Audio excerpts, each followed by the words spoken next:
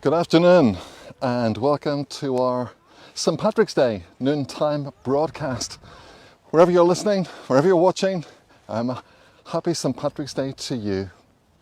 Here in Ireland it is the most beautiful, beautiful day.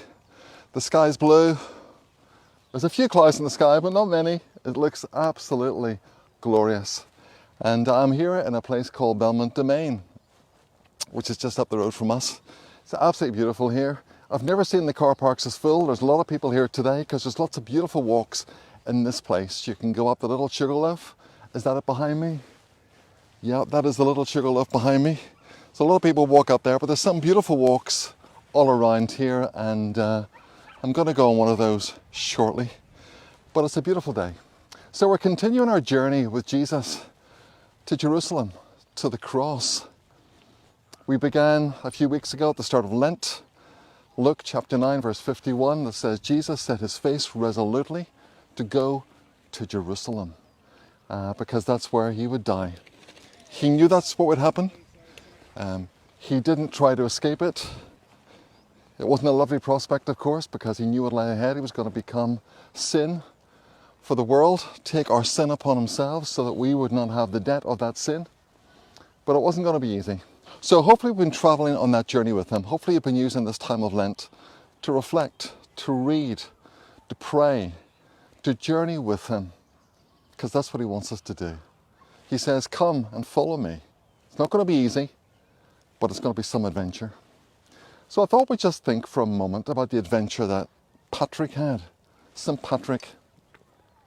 Patrick was born in 385, a long time ago. And you may know a lot about him. You may know nothing about him other than a St. Patrick's Day celebration, or people wearing green or wearing shamrock, those kind of things. But I was doing some reading about him, and very, very interesting. Yeah, 385 he was born in Britain. One day when he was 16 years old, a raiding party came and kidnapped him, took him back to Ireland. This was a common occurrence, and the Irish raiding parties were the most feared of all. I mean, it was a brutal time. People would be kidnapped, even out of their own beds. Ordinary people, free people, children, young people. And they grabbed Patrick and they took him back to Ireland. They sold him into slavery, and he began to tend sheep. That's the kind of thing that he did. Now, let me see if I can turn this camera around. Let me see, where is it? Oh, there it is there. Yeah, I'm kind of in a field with some sheep. He began to tend sheep. That was his job. Up north, near Ballymena, on a hill called Slemish, a hill that I've passed many, many, many times. It was a brutal time, as I say. He had not very much to eat, didn't have many clothes to wear, had absolutely no company, no friends. He was completely and utterly isolated. It was a brutal time. He was out there in the middle of the snow and the frost, in the dark and the light. He was there in all weathers, tending those sheep for 6 long years. Now, Patrick was not a Christian. In fact, he wasn't interested at all. He wanted nothing to do with God. His family were a Christian family. So I'm sure a lot of things have been taught to him, or he had observed what it looked like to be a follower of Jesus, but he himself was not interested. But during those 6 years, a transformation took place. The only person that Patrick had to talk to was his Creator, and he did. And a relationship built up with him and his Lord. He says in his writings he prayed at least 100 times a day, and the same at night. He said the Spirit was so at work within him that he prayed and prayed and prayed. And of course, we know the value of prayer, and I say it all the time. And we talk about the value of prayer. Maybe I just do that, but do we really get into a deep relationship with our God? But that's what Patrick did. Then he had a dream, he had a vision. He had a vision of a ship in a certain place, and it was God's way of telling him it was time to go home. And so he did. He travelled 200 miles from County Antrim all the way down to probably Wexford, distance of 200 miles. You know, you couldn't get a train, you couldn't get a bus. He walked out through the peat bogs It was terrible time. He had no money, he had nothing. But he made his way down 200 miles to Wexford. And when he arrived and saw the ship and saw the harbour, he knew this was the place, because that was the vision that he had seen. The vision that he had seen. He went and approached the sailors and said, could he come with them? And they said, can you pay? He said, no. They said, no, you can't come. So he wandered off to pray. And then the captain called him once more and said he could come, but he wanted him to take part in a pagan greeting. Nothing Christian about it, nothing godly about it. Would he do that? Now, what would you do if you had been Patrick? I mean, he was wanting to get on board a ship, a boat. No one would know if he took part in some kind of pagan greeting, would they? No, they wouldn't know. And we've been looking in the book of Revelation the last number of times, the last number of weeks, at the temptation to compromise our faith, how easy it is to compromise our faith. But Patrick said he couldn't do that. He kept his integrity. His integrity was intact. He would not take part in a pagan greeting. But he got on that ship, they brought him on board that ship, and off he went. He went home. His family, who thought they would never see him again, saw him. They were delighted, of course, weren't they? He stayed there for a few years. They hoped that he would never leave. They never wanted to lose him again. But he had a vision one night of a man, an angel, called Victor, who had many letters in his hand from the people in Ireland. And he gave Patrick one of them. And Patrick read it, and it said, we beg you, O holy boy, to come and walk with us again. Come and walk with us again. He knew this was God speaking to him. He had to leave. He would not be held back.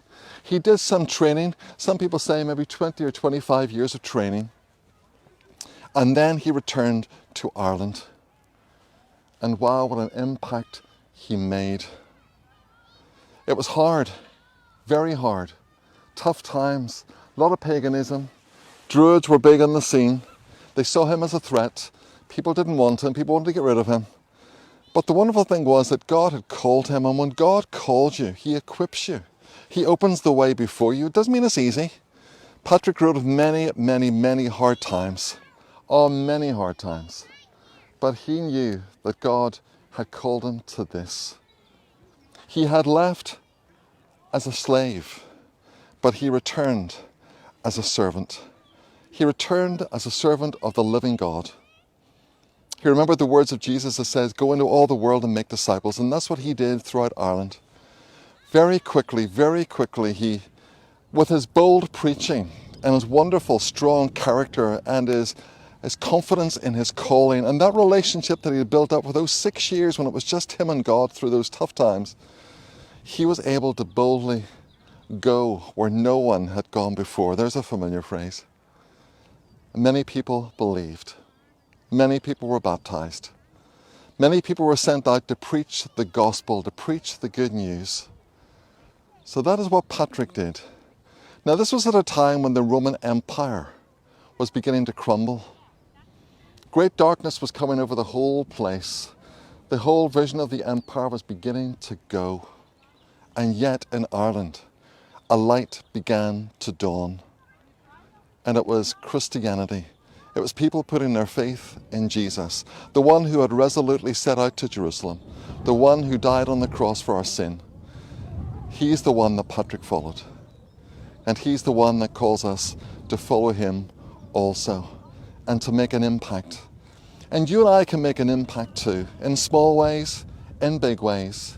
We can be like a shepherd to the sheep, because that's what we're called to do, to bring this good news to a world that is needy and lost, that is wretched and pitiful and poor. There's so much of that poverty around, spiritual poverty, everywhere we look. But we who know Jesus have got the privilege and the responsibility of living for him, talking about him, sharing, praying. He worked through Patrick. He can work through you. So happy St. Patrick's Day wherever you may be. I hope you have a wonderful day. We're going to pray, and I'm going to use some words of Patrick, words that you'll know well. One of his prayers, his breastplate. So, Let's close by praying together. You can pray along with these words.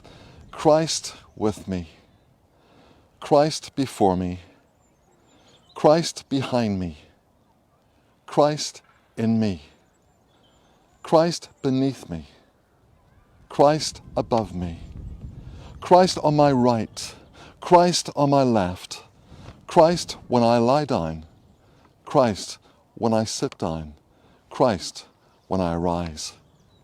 Christ in the heart of every man who thinks of me, Christ in the mouth of everyone who speaks of me, Christ in every eye that sees me, Christ in every ear that hears me.